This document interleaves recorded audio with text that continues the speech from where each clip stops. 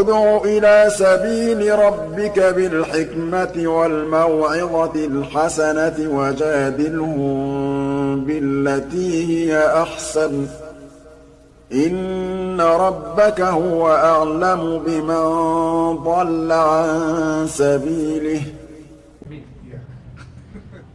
بسم الله والحمد لله والصلاة والسلام على رسول الله وعلى آله وصحبه من تبع الهدى. اللهم علمنا ما ينفعنا وانفعنا بما علمتنا وزدنا علما. Assalamu alaikum wa rahmatullahi wa barakatuhu, brothers and sisters in Islam. May Allah subhanahu wa ta'ala shower His blessings upon all of you and bless this gathering with Allah subhanahu wa ta'ala's mercy and His tranquility, and make the angels come and hover above this great gathering. As the Prophet Muhammad sallallahu alayhi wa sallam, he said in the Hadith, مَجْتَمَعَ قَوْمٌ فِي بَيْتٍ مِّن بِيُوتِ اللَّهِ وَيَتْلُونَ كِتَابَ اللَّهِ وَيَتَدَارَسُونَهُ فِي مَا بَيْنَهُمْ إِلَّا نَزَلَتْ عَلَيْهِمُ السَّكِينَةُ وَغَشَّتْهُمُ الرَّحْمَةُ وَحَفَّتْهُمُ الْمَلَائِكَةُ وَذَكَرَهُمُ اللَّهُ فِي مَنْ عِنْدُهُ. As the Prophet Muhammad sallallahu alayhi wa sallam, he said in an authentic hadith that there is no group of people who gather in the house of Allah subhanahu wa ta'ala and they recite the Quran amongst each other. They study the Quran amongst each other. They ponder and contemplate over the verses in Allah subhanahu wa ta'ala's noble book amongst each other, except that they receive mercy of Allah subhanahu wa ta'ala will descend upon them. And they will receive tranquility of Allah subhanahu wa ta'ala. Allah will descend tranquility upon them and upon their hearts. And the angels will come and cover them with their wings. And the best thing that we can receive is that Allah subhanahu wa ta'ala will mention us in the heavens. May Allah subhanahu wa ta'ala make us from amongst those who are making His remembrance during this blessed month and these blessed times that we are in now, the last 10 nights of the month of Ramadan. So as you all see, the topic of our discussion this evening is actions are judged by their finality. Actions are judged by their finality. The hadith which has been narrated in Bukhari and other than him, where the Prophet Muhammad sallallahu alayhi wa sallam, he said, إِنَّمَا الْأَعْمَالُ بِالْخَوَاتِيمِ, that indeed actions are judged by their finality. So before we start off, my brothers and sisters, we'd like to just do a little prelude before we get into, inshallah, the discussion. And I'd like the discussion to be interactive, okay? Interactive, where I'd like everybody to participate, because part of getting the reward of that hadith that I mentioned, right, يَتَدَارَسُونَهُ فِي مَا بَيْنَهُمْ, is that we have to study what we are learning here together, amongst each other. Contemplate, ponder, think. I give, you take. You give, I take. So this is what we want to gain here from the benefit of this lecture. So first of all, what are actions in Islam? We want to break down the title and the theme of the talk this evening, right? إِنَّمَا الْأَعْمَالُ بِالْخَوَاتِيمِ. What are actions in Islam? What are actions in Islam?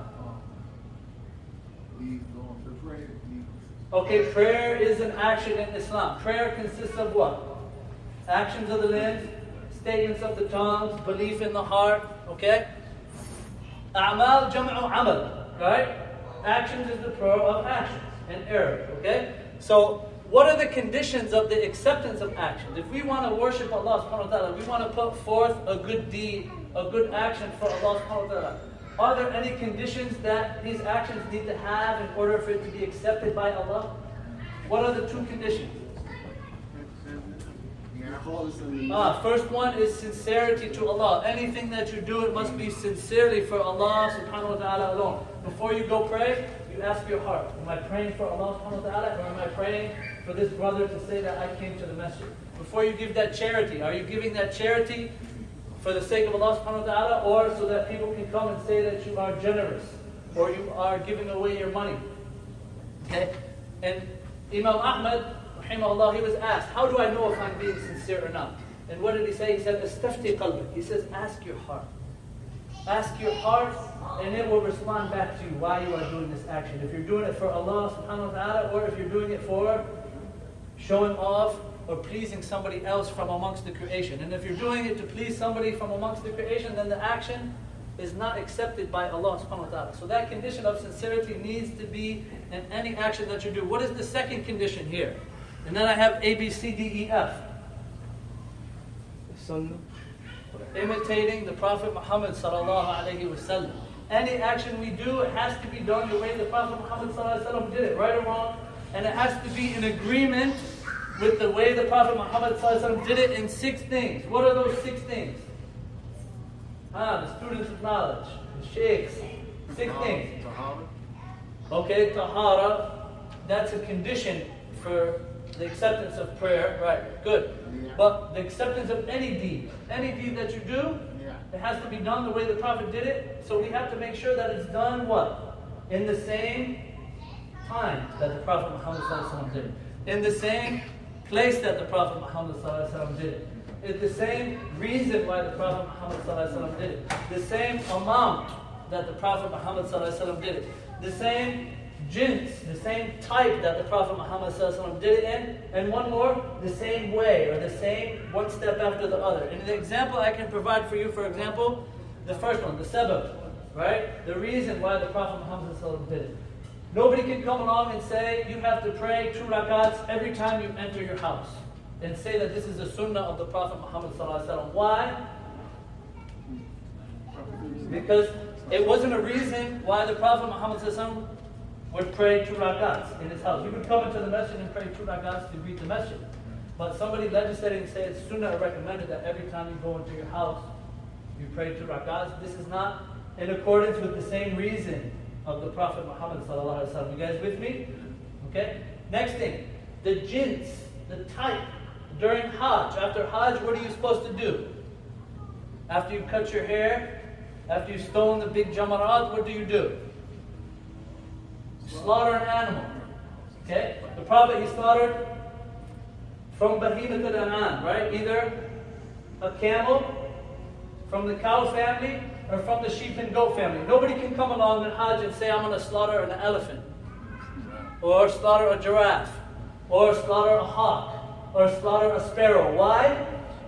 Because it's not in agreement to the same type of animals that the Prophet Muhammad ﷺ slaughtered. You with me, bro? Good? What about kayfiyah? The way it is done. The way it is done. Somebody, if they want to make wudu, they don't start with their feet and then wash their hands and then wash their head and then wash their mouth and nose first, right? Is that accepted? No, why not? Because it wasn't done in the order the Prophet Muhammad ﷺ did it. Similarly, prayer. If somebody wants to start off with sujood and finish in reading Fatiha and say Assalamu alaikum wa rahmatullah, Assalamu alaikum wa rahmatullah, also not accepted. Why? Because it wasn't done the same order that the Prophet Muhammad ﷺ did. Next thing, place. Can you make Hajj to Iran? They have a Kaaba in Iran, right?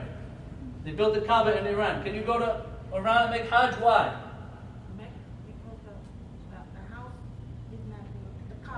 The Kaaba's not there. The only place you can make Hajj is in Mecca Mukarram. The place Allah mentioned in the Quran and the place the Prophet Muhammad mentioned in the Sunnah. You can't go to Mina. Where is Mina? Is Mina in Egypt? Is Mina in Maryland? Is Mina in California? You can't go to California and say, oh, well, the tickets out there are cheap. Let's go make a Hajj over there, make a Kaaba. You can't do that. And unfortunately, there are some people who have built a Kaaba. They actually have a Kaaba in Iran. Right? And a lot of the Iranians, they don't come to Mecca to make Hajj. They say, we have our own Kaaba, this is our Kaaba, we're going to make Hajj here. Right? So anything you do, it has to be done in the same place the Prophet Muhammad ﷺ did. Like if you want to make i'tikaf, can you make i'tikaf in your house? Huh? Can you make i'tikaf in your house? Oh, of course not. Why? The place the Prophet Muhammad ﷺ made i'tikaf was where? In the masjid. Last one, time. One more after this, time. Time what? Can I pray Dhuhr if I'm not making it up or I'm not traveling? Can I pray Dhuhr at 10 a.m.? Why? Because it's not the time that the angel Gabriel ﷺ taught the Prophet the time for Dhuhr is. He came and told the Prophet, the time of Dhuhr is when the sun hits its zenith. The time of Asr is when your shadow is like this. The time of Maghrib is when the sun sets. The time of Fajr is when the Khayt al-Abyad, the Khayt al-Aswad, right? When you see the white line across the horizon. These are the times that Allah subhanahu wa ta'ala specified for us to pray, not anybody else. Last thing, what am I missing? We mentioned 5, one more. Kayfiyah we talked about, right? The order, right? Qadr, the amount.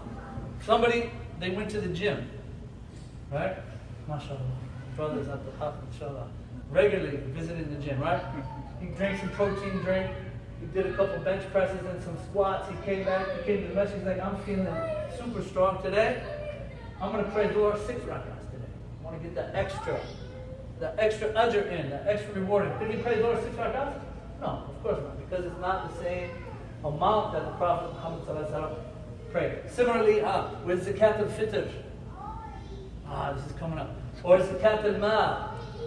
Nobody can come along. How much should we pay for zakat al-mal? Sheikh can't answer. 2.5% of your earnings. 2.5%. So if you have $10,000 in your savings for 1 year, how much should you pay? $250. Nobody can come along and say, well, no, you have to pay 5%. You have to pay $5,000, brother. Or $500. You have to pay $500. Nobody can do that. Why? Because that wasn't the specific amount that the Prophet Muhammad specified. Or anything else. Right? Okay? So those are the conditions of acceptance of our actions. Rewards for our deeds depend upon what? Those two conditions. What about anything else? We're all going to pray Maghrib here. Right? Inshallah. We're all going to pray Maghrib. We're all going to stand next to each other. We're all going to make takbir al-ihram. We're all going to recite Surah Al-Fatiha. We're all going to go into ruku', into sujood, say our adhkar. But is all of our rewards going to be the same? Is all of our rewards going to be the same? I'm standing next to Sheikh Abdul Rafi. I'm standing next to Ustad Naeem. We're all standing here praying. Is all our reward going to be the same or no? The sisters got it. No, it's not. What does it depend upon? Your khushu'. Your khushu'. How much concentration, how much focus you are focusing on your prayer. The one who, maybe, Naeem, he's praying, and I get a call on my phone in the prayer, and I'm looking at it like this. I'm sure 100% that my prayer, the reward is not going to be the same as Naeem, who was standing there the whole time looking at the ground and concentrating on what the Imam is reciting. So in prayer, it depends upon what? Your khushu', your focus, and your concentration in the prayer. And that's with anything else. It depends upon the level of ikhlas. We have two conditions for the acceptance. What are they? Sincerity and imitating the Prophet Muhammad sallallahu alaihi wasallam. And then the rewards that we get for our deeds differs depending upon your level of sincerity. Your level of sincerity in your heart. Okay? What type of actions are most important?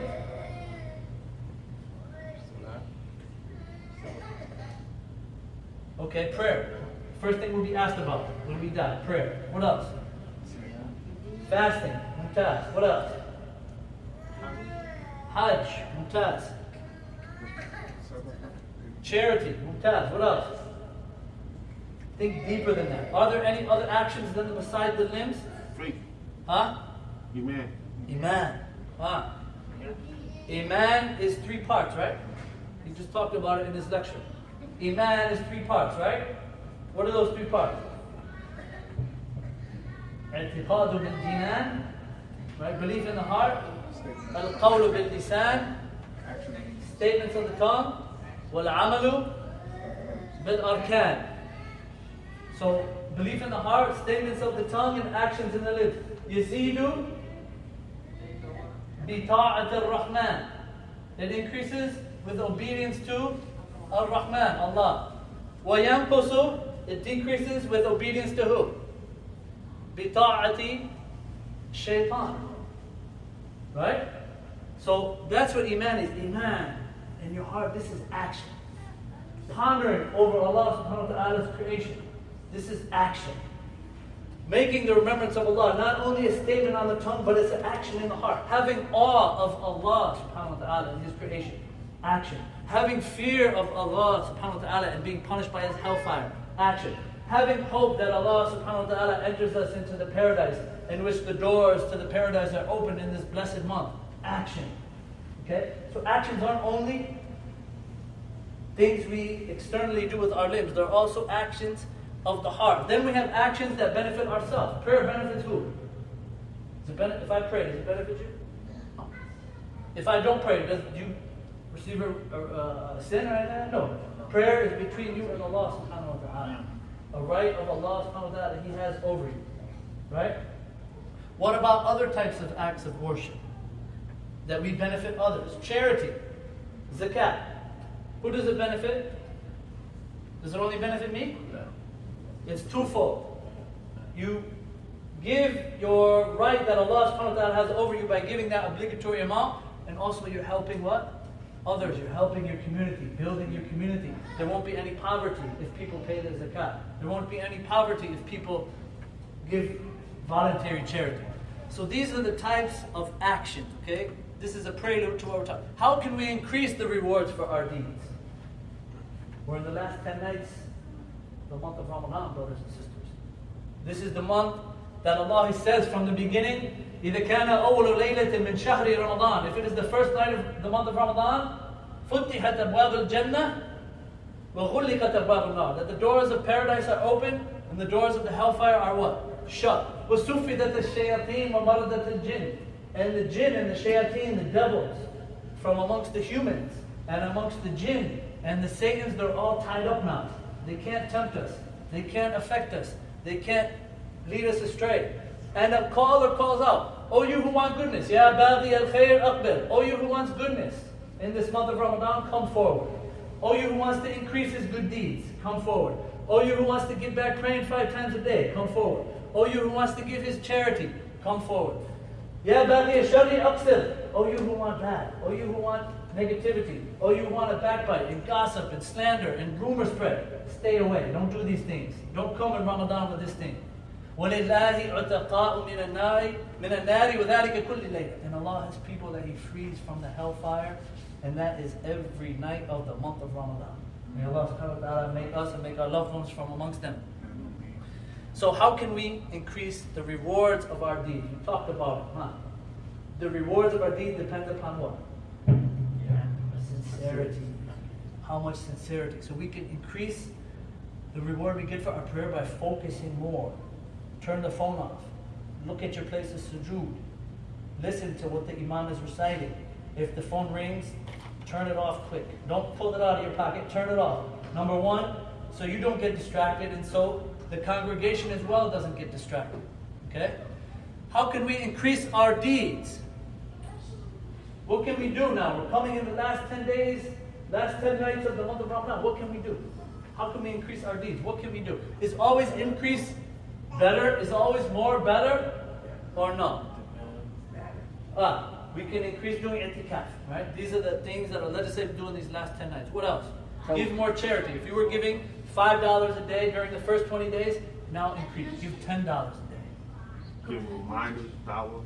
Give more dawah now. Right? Now, mashallah, a lot of the people here living in the surrounding neighborhood, they know the Muslims are fasting Ramadan. Let's open up our doors. Let's have a taste of Ramadan night where we invite non-Muslims to the masjid. And they break their fast with the Muslims here in the masjid. Increase the dawah efforts. Right? What else? Recite the Quran and repent. Reciting more Quran now. Now, this is the wisdom behind staying in the masjid, secluding yourself to the masjid in i'tikaf, is that you're not worried about what's going on out there in the dunya. Your heart is just focused on Allah subhanahu wa ta'ala and concentrated upon what Allah subhanahu wa ta'ala loves for you and concentrated upon His beautiful word in the Quran. So reciting more Quran, mumtaz. Right? Is more always better? Yes or no? Yeah. Is more always better? Pay attention. Trick question. Huh? Mumtaz, right? No. What is the criteria to know if more is always better? Going back to what we talked about, right? The six things that anything we do have to be in agreement with. If the Prophet Muhammad ﷺ didn't specify a certain number for a certain action, then do as much as you can. Allah, He says, right? فَذْكُرُ اللَّهَ ذِكْرًا كَثِيرًا. Mention Allah subhanahu wa ta'ala a lot. The Prophet Muhammad ﷺ used to make istighfar how many times a day? 70 times a day. In another narration, 100 times a day, right?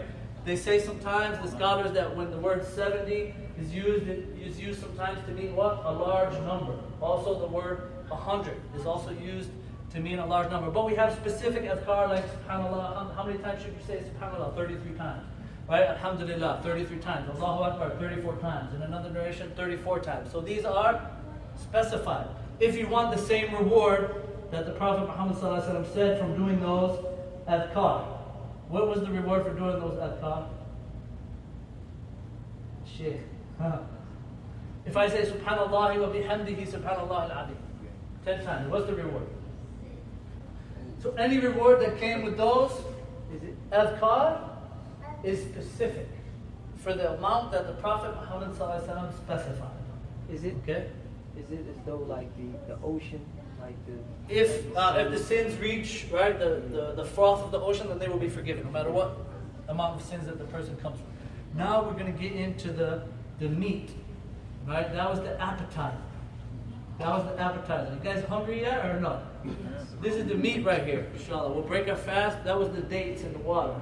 This is the meat and the rice. Right here, inshallah. How did we start our Ramadan? Take a minute. Ask yourself, how did we start Ramadan? What were we doing before Ramadan? What have we done in the past 20 days?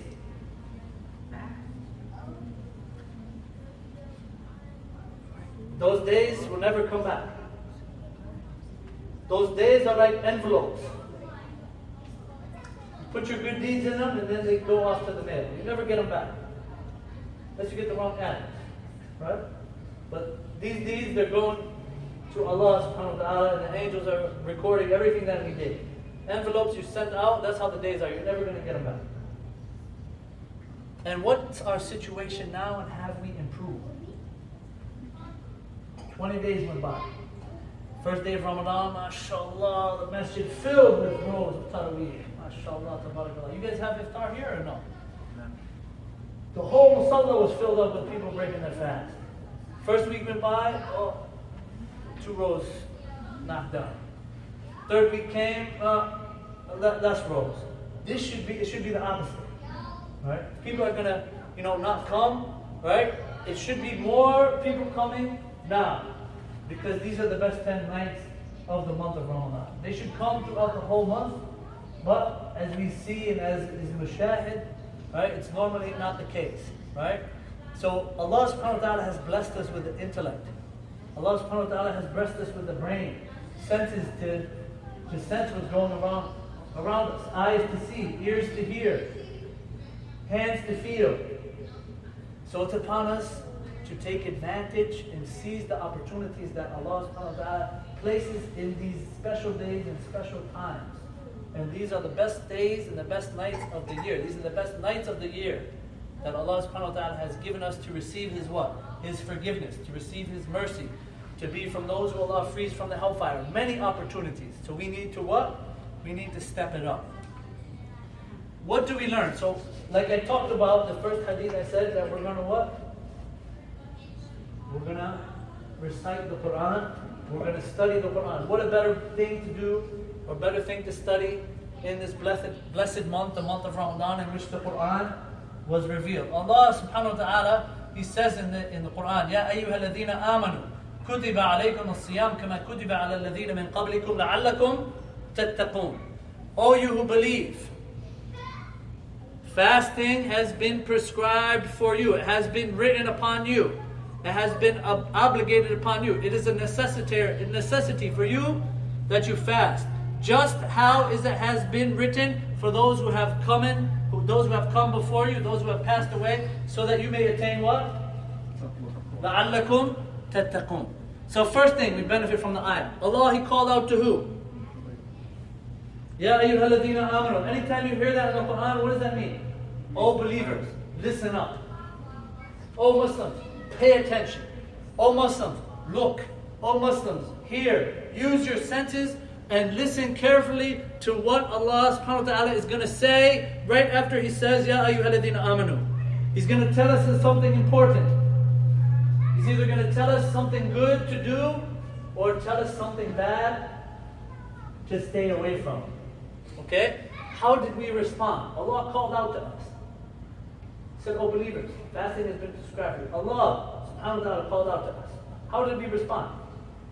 Did we respond half-heartedly? Did we respond completely? Oh Allah, sami'na wa ta'ana, khalas, fasting. I'm leaving off all of my drink, all of my food, and all of the intimacy during the day.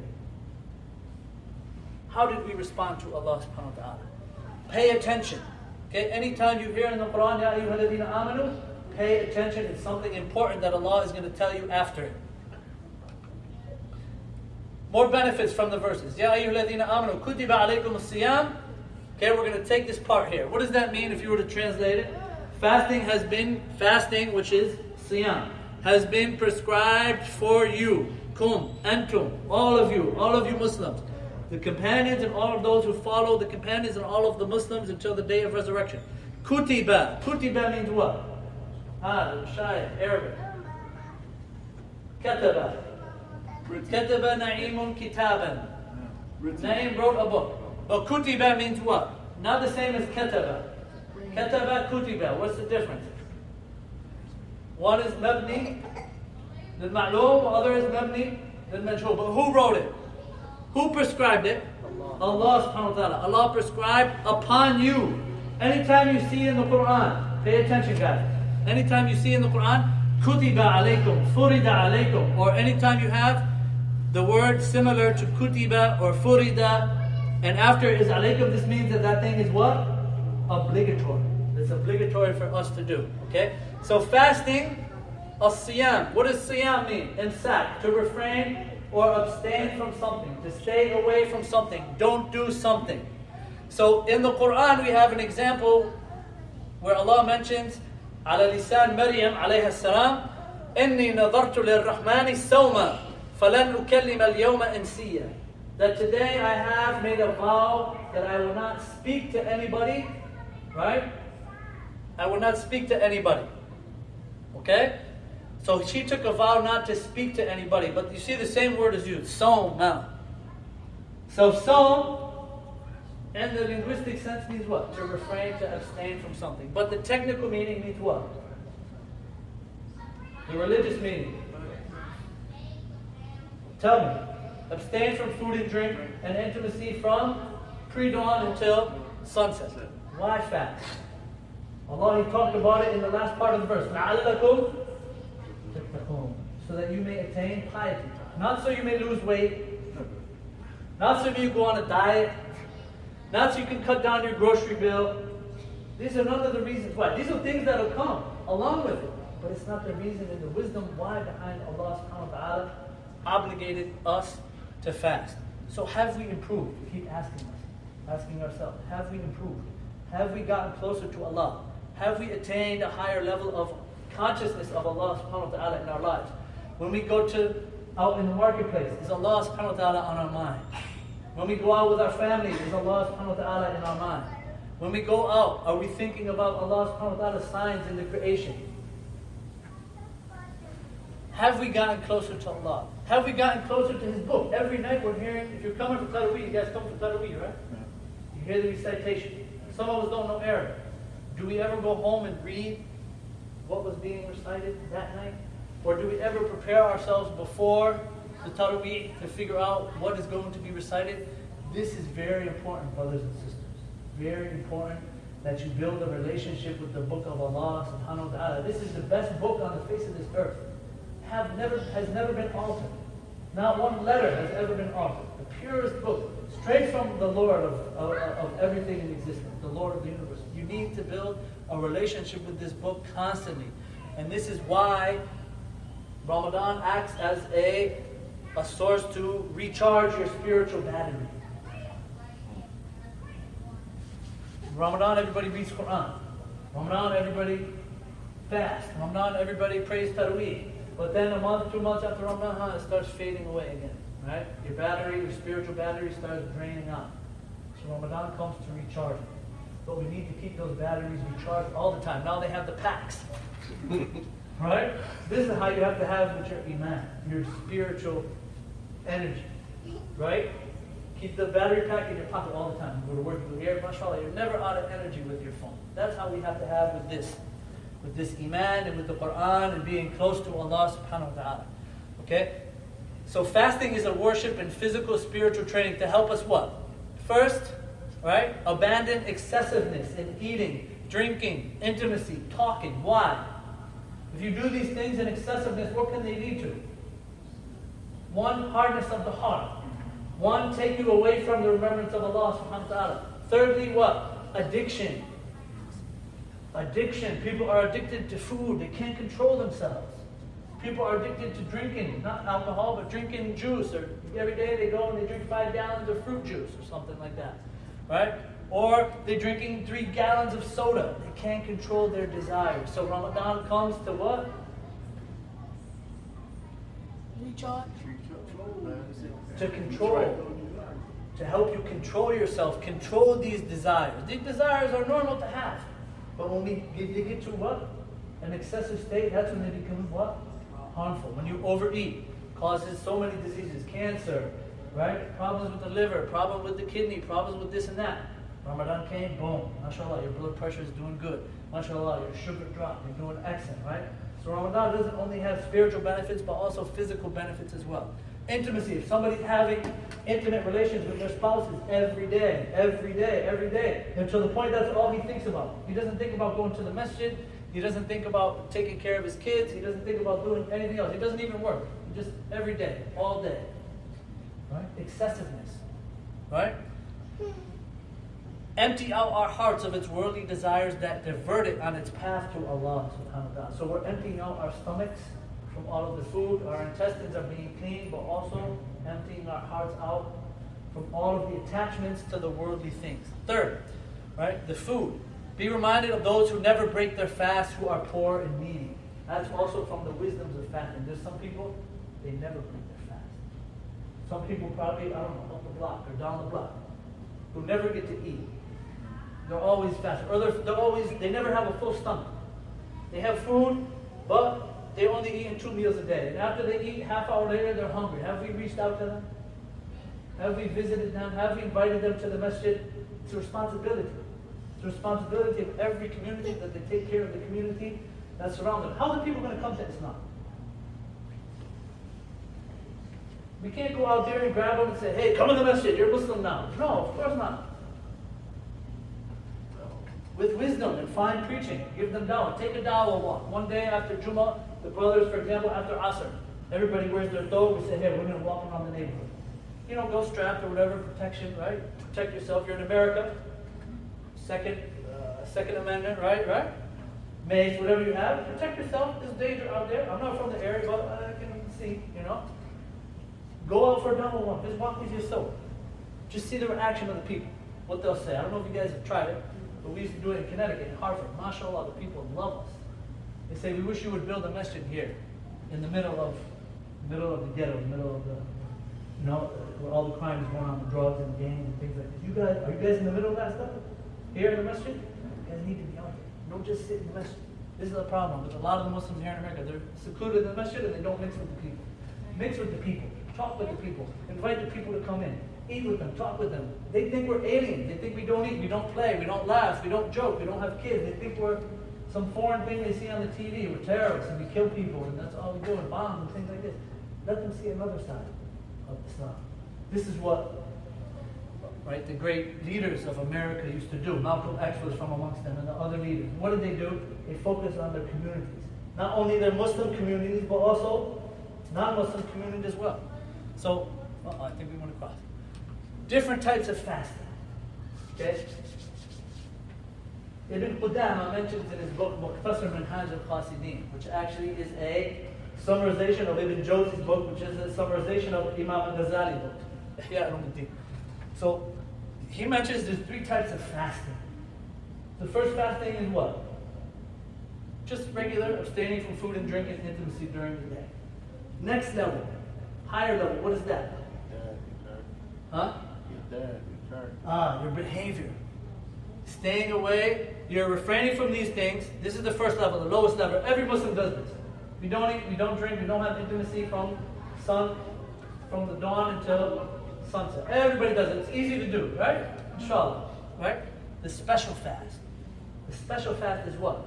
Not only is your body fasting and abstaining from consuming food and drink and intimacy, but now your tongue is refraining from gossiping. Your tongue is refraining from slandering. Your tongue is refraining from rumor spreading. Your tongue is refraining from backbiting. Your tongue is refraining from all types of speech. Your hands is refraining from hitting people. Your legs are refraining from going to places you're not supposed to go, to the bar, to the club, to here, to there. This is the special fast. And if we're not refraining from these things, these behavioral things, then Allah has no need for us to abandon food and drink. As the Prophet Muhammad ﷺ said. Right? He said in one hadith, whoever doesn't abandon false speech, ignorance, and action upon it, then Allah has no need for him refraining from food and drink.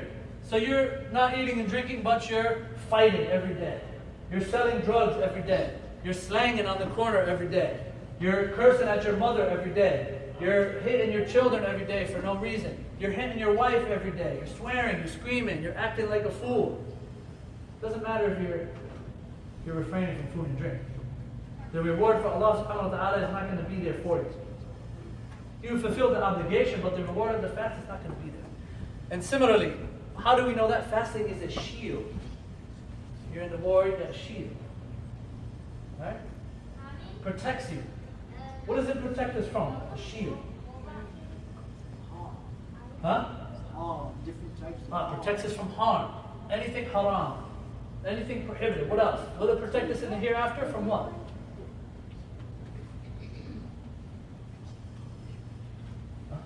From the hellfire. Right? A shield will protect you from the hellfire. And what makes holes in that shield? Gossiping and backbiting came in another narration.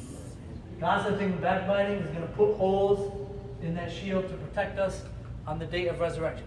So that's the special type, the extra special type of fasting. What kind? Right? Fulfilling the first two levels and then going a step further. Not having your heart attached to anything of this dunya. The dunya is what? Play and amusement. Temporary. A tool. A farmer. How a farmer has what? What does a farmer have? Soil. He plants what? Seeds. And then they grow. And then what does he do after they grow? He harvests them and sells them. This is how we should be in this world.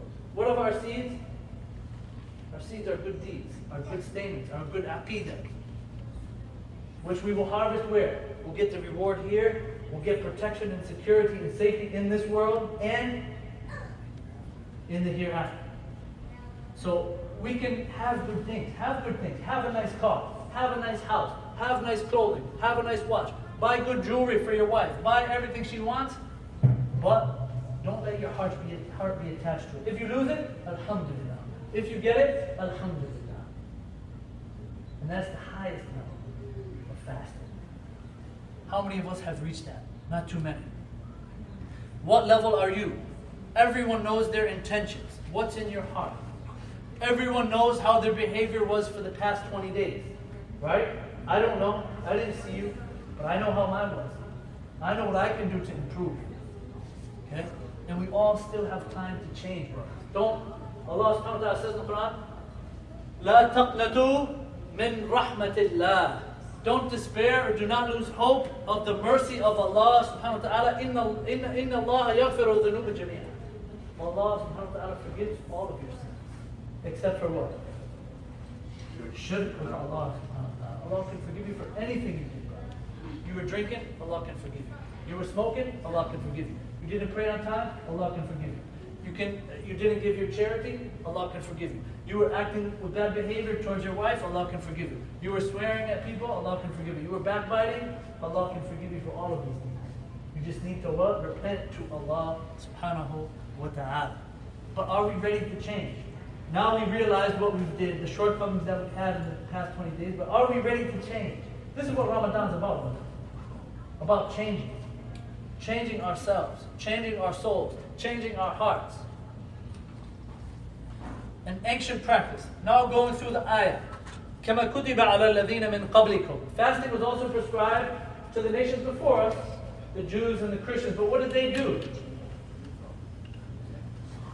What did they do? Some still fast. They fast on what? Passover or Easter and things like this, right? How many days? 2 days, 1 day later. Fasting was also prescribed for them. For how many days? 30 days. They were supposed to fast the month of Ramadan. Because why? Jesus, did he come with a different religion from Muhammad? He came with Islam. Jesus' disciples, were they upon a religion other than Muhammad? No, they were just like the companions, following Islam. What about Musa, ﷺ, who received the Torah? Did they come with a different religion? Did he bring a different religion than Torah from Islam? No, all the same religion. So, Many of the prophets, they had what? They had the obligation to fast. But what did the Jews do? They only fasted the day of what? Ashura. Because they said, okay, Musa saved us from Fir'aun when he split the Red Sea and then Allah subhanahu wa ta'ala drowned them. So we're going to fast one day out of thanks to Allah subhanahu wa ta'ala. We're not going to fast Ramadan. We're not going to fast a whole month. So they changed it, altered Allah subhanahu wa ta'ala's religion. Christians, same thing. They were also obligated to fast, but Ramadan, it changes throughout the year, right? It's getting earlier, closer to the spring. Then it will be in the winter. Every year it changes 10 days with the Gregorian calendar. It goes before. So what did they do? They changed it. They said, hey, we can't deal with the weather. It's too hot. They said, we're going to put it in the same time every year. And as an expiation for how we changed it, we're going to add 10 days onto it. So we're going to fast 40 days instead of 30 days. Okay? So they changed Allah subhanahu wa ta'ala's legislation. Okay? Taqwa, what is taqwa? Did we attain taqwa? Did we attain taqwa? What is taqwa? Okay, piety. Fear of Allah. Higher consciousness of Allah. Righteousness. What is piety? Taqwa, what does it come from? From waqaya. The word waqaya in Arabic means what? A barrier. A barrier. So have we placed a barrier? A barrier from what? We want to attain taqwa. Allah told us, so that you may attain taqwa. A taqwa from what? From sins. From the fire. Build a barrier. Place a barrier between you and the hellfire. How can we do that? By doing good deeds. Come over here, guys. How can we attain a barrier between us and the hellfire? By doing good deeds. That's how we attain taqwa. Other companions and tabi'een say taqwa means what? Famous statement, you know. Al-khawfu min al-jaleel, right? Fear of al-jaleel, the most magnificent, Allah subhanahu wa ta'ala. Wal-amalu bil-tanzeel, an action upon the Quran. What else? Wal-rida bil-qaleel, and being satisfied and content with a little in your dunya. Wal-isti'dad yawm al-raheel, and being prepared for what? The final trip to our grave, to meet Allah subhanahu wa ta'ala. So how much taqwa have we earned? Right? And Abu Hurairah radiallahu anhu, he narrates from the Prophet Muhammad sallallahu alaihi wasallam. He says, perhaps a fasting person will get nothing from his fast except for hunger. And perhaps the one who stands to pray at night will get nothing from his standing except sleepiness. This goes back to what? Ikhlas. Sincerity. Right? We all might be praying Taraweeh, but some are just doing it. Just hanging out at the masjid. You know, everybody's there to hang out, you know, social gathering, things like this, you know. You should be here for Allah, focused on Allah, having khushu, concentration on our prayer. We're not worried about anybody else right now. This is a time for Allah. Adhan is called, time for Allah. Leave the dunya, leave your friends, leave your wife, everybody. How did the Prophet Muhammad sallallahu alaihi wasallam? If he heard the adhan, the Prophet, how was the Prophet in his house? What was the Prophet doing in his house with his wife? كان في خدمة أهله. أو كان في مهنة أهله. Come on, Jack. Right? He was always in the service of his family, helping his wife in the house. But when he heard the adhan, what would happen? Like he didn't know anybody. Giving Allah subhanahu wa ta'ala his due right. He's given his family his right inside the house. All day cleaning, helping, sewing his own clothes, doing everything like this. But when it was time for Allah to get his right, boom, out the door. He didn't know anybody. He says that. He didn't even know anybody when he ran out the door to go pray. That's how we should be. Right? That's how we need to be. Okay? Mercy of Allah. Then the next verse comes, right? أيام معدودات. فمن كان منكم مريضا أو على سفر فعدة من أيام أخر وعلى الذين يطيقونه فدية طعام مسكين فمن تطوع خيرا فهو خير له وأن تصوموا خير لكم إن كنتم تعلمون. So Ramadan, we benefit from this, that the days and the nights of Ramadan, they are specific amount of days. So whoever is sick or whoever is traveling, then and he breaks his fast, then he should make his fasting up, right? If your sickness is permanent, okay, it's not going to go away, then you can feed a poor person for every day. But if your sickness is temporary, right, then you can, right, you can break your fast and then make it up at a later time.